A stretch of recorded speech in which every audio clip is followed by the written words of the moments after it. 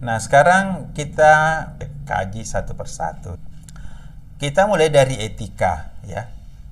Etika ini bisa kita sebut sebagai satu studi, satu bidang kajian. Yang kedua, etika ini juga bisa kita sebut sebagai cara berpikir dan perilaku. Jadi ada kita bisa sebut etika ini sebagai studi, pembelajaran, kajian. Bisa juga etika itu sebagai satu cara berpikir dan perilaku bagi seseorang. Nah, etika ini mengajarkan kepada kita apa yang penting dan yang tidak penting dalam hidup ini. Ya, apa yang penting dan tidak penting dalam hidup ini. Apa yang benar dan salah, apa yang bermanfaat dan sia-sia. Tentu ini penting sekali ya. Untuk tahu mana yang penting, mana yang tidak penting, mana yang benar, mana yang salah, mana yang bermanfaat, mana yang tidak bermanfaat.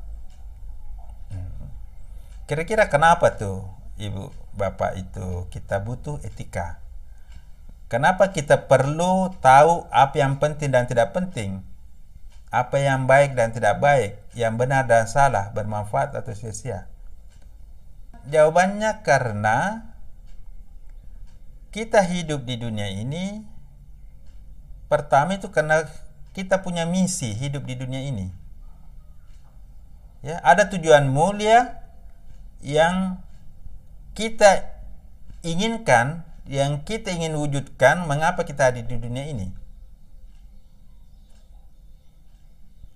Dengan etika itulah kita bisa mewujudkan misi hidup kita. Itu satu. Yang kedua, karena umur kita ini terbatas. Sehingga kalau kita paham mana yang penting, mana yang bermanfaat, mana yang berguna, mana yang benar, maka kita bisa menggunakan umur kita ini dengan efektif untuk melakukan hal-hal yang bermanfaat. Dan semakin banyak umur kita digunakan untuk hal-hal yang penting, yang bermanfaat, berarti umur kita ini semakin barokah, semakin bernilai tinggi. Ya. Bayangkan kalau sepanjang hidup kita itu, sejak kita balik sampai di akhir, seluruh hidup kita itu bermanfaat, Masya Allah. Ya. Seluruh hidup kita itu bermanfaat, berguna, ya, bagi diri, bagi orang lain, bagi lingkungan. Ini kan hebat sekali. Ya. Jadi etika itu mesti mengantar kita untuk tahu membedakan ini penting, tidak penting, ini yang bermanfaat, ini yang tidak bermanfaat, ini yang berguna, yang tidak berguna, ini yang baik, ini yang buruk. Jadi etika ini juga bisa menjadi satu pedoman ya bagi kita di dalam menerapkan, di dalam berpikir, di dalam berperilaku sesuai dengan norma-norma yang diharapkan. Ya. Oleh karena itu, di dalam semua situasi, etika ini pasti berlaku. Karena ketika kita berada dalam situasi, kapanpun, dimanapun, kita pasti selalu punya pilihan untuk melakukan sesuatu yang baik. Untuk melakukan sesuatu yang lebih baik. Untuk melakukan sesuatu yang lebih istimewa. Itu pasti. Nah, etika ini berasal dari bahasa Greek ya, ethos, yang berarti karakter, sifat, fitrah, atau kecenderungan dalam berperilaku. Etika itu merupakan satu karakter. Ini esensinya. Etika menjadi pengetahuan, menjadi satu hafalan, menjadi satu konsep. Ya, tentu ini hanya menambah ya pengetahuan, wawasan kita, tapi belum tentu mengubah perilaku kita. Betapa banyak orang yang mengerti baik buruk, yang tahu baik buruk, tapi tetap melakukan keburukan. Karena kebaikan itu hanya menjadi pengetahuan, bukan menjadi satu sifat atau karakter. Ya. Oleh karena itu, walaupun kita belajar konsep, ya, walaupun kita belajar konsep etika, tapi tujuannya pengetahuan kita tentang konsep itu harus masuk ke dalam jiwa, bisa membentuk sifat dan perilaku kita sesuai dengan etika yang diharapkan. Nah, jika kita punya etika di dalam hati, di dalam jiwa, maka kita akan berperilaku sesuai dengan nilai-nilai etika yang ada dalam hati atau jiwa kita. Karena yang menggerakkan kita sesungguhnya adalah hati kita. Yang menggerakkan kita adalah bawah sadar kita. Karena itu etika itu harus menjadi satu perilaku bawah sadar. Kalau bukan satu perilaku bawah sadar, itu namanya pura-pura. Ya, kalau ada pimpinan atau ada penilai, pura-pura bagus, pura-pura taat, pura-pura disiplin, gitu kan? Nah, kalau ada pimpinan pas ada peminta-minta datang, kasih keluar dompet, ya, lihat uang yang paling besar angkanya, ya. Nah, tapi bukan yang diambil yang paling kecil angkanya. Jadi etika itu dorongan internal yang bersifat automatically, ya. Itulah etika yang benar. Jadi kalau masih pilih-pilih, masih timbang-timbang, itu belum, ya. Jadi etika itu menjadi dorongan internal dan harus automatically, harus otomatis. Ya. Kenapa dia otomatis? Karena dia merupakan satu program mental, dia merupakan satu program kejiwaan, dia merupakan program di dalam hati. Nah, jadi bisa kita katakan kualitas ucapan, tindakan itu mencerminkan kualitas etika dalam hati atau jiwa kita. Oke? Itu etika individu. Nah, etika ini ada yang membedakan dengan moral. Ya. Moral ini dari bahasa Latin juga, mors, yang berarti kebiasaan pada sebuah kelompok. Jadi kalau kita bicara etika, itu individu, karakter individu. Kalau moral itu etika kelompok, etika juga tapi dia kelompok. Dan pedoman umum yang bersifat eksternal yang disepakati di dalam satu kelompok. Jadi sebenarnya moral itu lebih bersifat kolektif, etika itu lebih bersifat individu. Nah, jadi etika internal, moral itu eksternal, ya. Namun demikian, moralitas itu juga isinya juga nilai-nilai moral itu adalah kebaikan-kebaikan yang sama dengan nilai-nilai etika itu. Nah, Bapak Ibu, untuk mengetahui kedudukan, kemuliaan seseorang atau satu kelompok, lihat etika dan moral yang ada di dalam individu atau kelompok itu.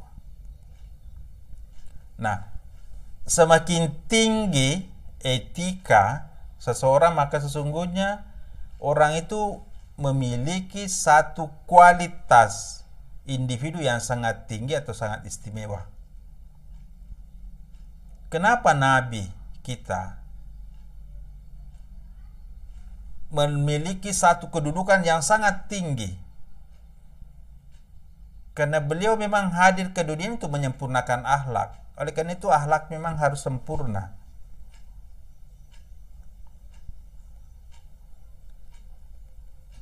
Sepintar apapun seseorang, sekaya apapun, setinggi apapun jabatannya, kalau etikanya tidak ada, maka pasti dia mendapat pandangan yang rendah di kalangan masyarakat. Ya, contohnya koruptor itu. Ya, biar pejabat, biar orang kaya, biar orang berpendidikan tinggi, kalau sudah kejeblos, maka kedudukannya di dalam masyarakat dan di dalam hukum juga sudah pasti jatuh. Ya. Jadi Bapak Ibu, etika ini bisa menjadi ilmu, bisa juga menjadi satu cara berpikir, bisa menjadi sifat dan perilaku. Nah,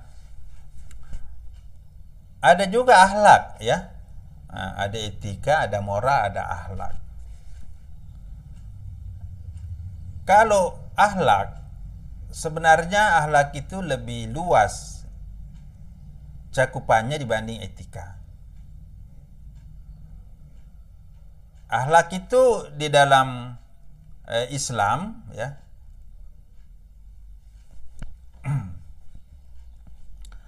akhlak itu dalam Islam mencakup hubungan baik antara sesama manusia, alam semesta, dengan Tuhan.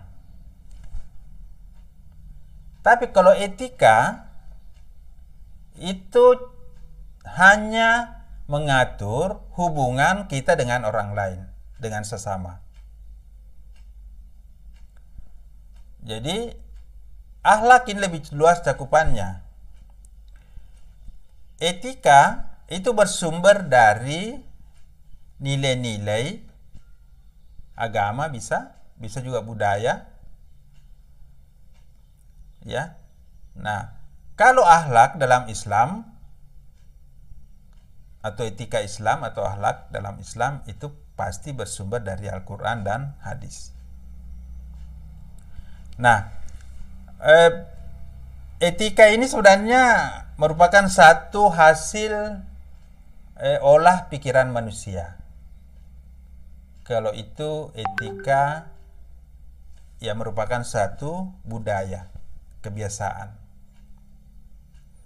Tapi kalau etika itu bersumber dari wahyu, maka etika ini tetap bertahan walaupun terjadi perubahan-perubahan budaya. Tapi kalau etika itu bersumber dari budaya pada satu waktu tertentu, maka etika itu nanti bisa berubah ketika budaya itu mengalami perubahan seiring dengan berubahnya waktu. Nah, Bapak Ibu, kita tentu saja ingin bagaimana diri kita, bagaimana orang lain, bagaimana lingkungan kita itu semuanya bisa berjalan dengan harmoni, dengan bermanfaat, dengan produktif. Karena itu etika ini dibutuhkan siapapun, dalam profesi apapun, dimanapun kita berada. Ya. Karena ini merupakan satu tuntutan kehidupan. Supaya hidup kita bermanfaat, maka kita perlu etika. Jadi kalau hidup ini sudah tidak lagi diatur oleh etika, maka kehidupan ini pasti akan menjadi kacau. Kehidupan ini akan berantakan. Hidup ini akan menimbulkan berbagai problema atau bahkan mungkin kerusakan, ya, dan membawa kehancuran. Contohnya, Kalau sudah tidak ada etika, orang tidak bisa lagi membedakan benar salah, maka bisa terjadi peperangan. Kenapa? Karena orang sudah ambil haknya orang lain, yang bukan haknya diambil. Orang sudah saling berebut, tidak ada lagi aturan, tidak ada lagi pedoman. Ya, jadi etika ini penting. Oleh karena itu, dimanapun pasti kita butuh etika. Nah, Bapak Ibu, untuk membangun etika ini tentu saja kita semua harus bersama-sama menerapkan etika-etika kehidupan itu supaya kehidupan ini bisa berjalan damai, harmoni, bermanfaat ya di dalam kehidupan kita semua. Oke. Bapak Ibu, inti dari etika itu sebenarnya adalah nilai ya. Nilai-nilai. Nilai itu adalah segala sesuatu yang dianggap penting atau dianggap istimewa oleh manusia. Jadi apa yang kita sebut bernilai itu artinya kita anggap penting. Jadi kalau ada orang menganggap emas itu bernilai, berarti dia menganggap emas itu penting, punya kedudukan yang tinggi dalam kehidupan, punya harga yang tinggi. Ya. Nah, apa yang orang anggap paling tinggi dalam kehidupan ini?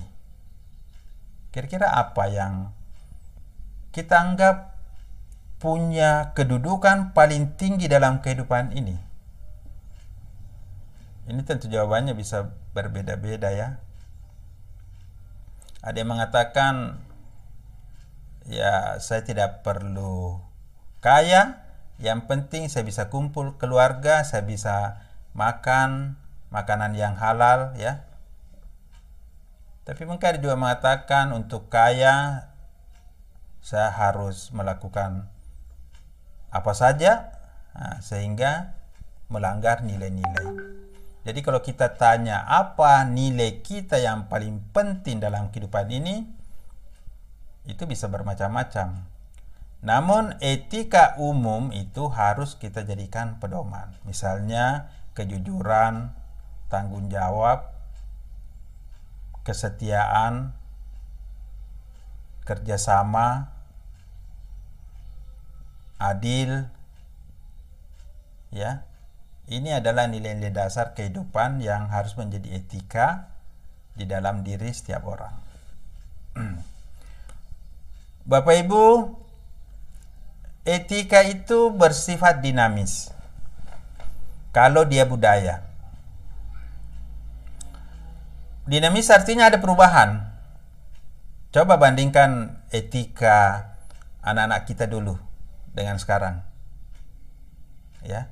Waktu kita kecil dulu, kalau kita mau lewat depan orang tua kita, pasti kita tabik-tabik dulu, ya, gitu. Kalau kita mau bicara sama orang tua, pasti kita minta izin dulu. Kita lihat dulu orang tua kita, kalau sudah kasih isyarat, baru kita bicara. Tapi coba lihat anak-anak sekarang, ya, anak-anak bicara sama orang tuanya tuh berteriak-berteriak. Ya, ada yang panggil Cis sama orang tuanya, ya. Nah, gimana tuh? Tapi banyak yang sudah terperosok juga. Orang tuanya sudah tidak diperlakukan lagi. Bahkan banyak kasus lagi, bukan lagi masalah etika. Ya, bagaimana perubahan-perubahan ini yang sangat mendasar. Jadi dinamis artinya itu berubah. Nah, tentu perubahan itu harus berubah ke arah yang lebih baik. Namun mestinya nilai-nilai dasar etika itu jangan berubah. Mestinya. Misalnya kejujuran, tanggung jawab. Itu tidak boleh berubah. Kenapa? Karena ini adalah prinsip dasar kehidupan. Integritas, tanggung jawab, harmoni, ya, keadilan. Ini semua nilai-nilai mestinya tidak berubah. Karena inilah hukum-hukum dasar kehidupan. Seperti kalau kita belajar teknologi, misalnya komputer, kan ada softwarenya itu. Ada software sistem, ada software aplikasi. Nah, etika ini software sistem. Kejujuran itu software sistem. Tanggung jawab itu software sistem. Adil itu software sistem. Pintar bahasa Inggris, cakap berbahasa Inggris, itu software aplikasi. Pintar matematika, itu software aplikasi. Pintar akuntansi, itu software aplikasi. Kalau software sistem rusak, orangnya pintar matematika, tidak punya kejujuran, maka yang terjadi korupsi. Oleh karena itu, software sistem ini penting. Karena dia adalah yang merupakan fondasi atau landasan kehidupan. Sementara software aplikasi itu hanyalah keterampilan teknis yang kita butuhkan dalam pekerjaan atau dalam situasi tertentu. Ya. Tapi software sistem ini diperlukan dimanapun. Software aplikasi itu bisa kita ganti. Ya, saya tidak butuh lagi misalnya SPSS, saya ganti aja dengan program lain. Ya. Tapi kalau software sistem tidak bisa diganti. Karena ini adalah perangkat dasar kita. Ya. Nah, kalau misalnya orang sudah tidak jujur, sudah tidak bertanggung jawab, sudah tidak adil loh, bagaimana kehidupan ini? Ini nanti ujungnya sudah menghancurkan manusia itu. Nah, Bapak Ibu, kira-kira inilah konsep dasar etika itu, ya. Bagaimana etika itu diperlukan, bagaimana kedudukan etika itu, dari mana datangnya etika itu, ya. Kemudian sifat dasar etika itu dan sebagainya.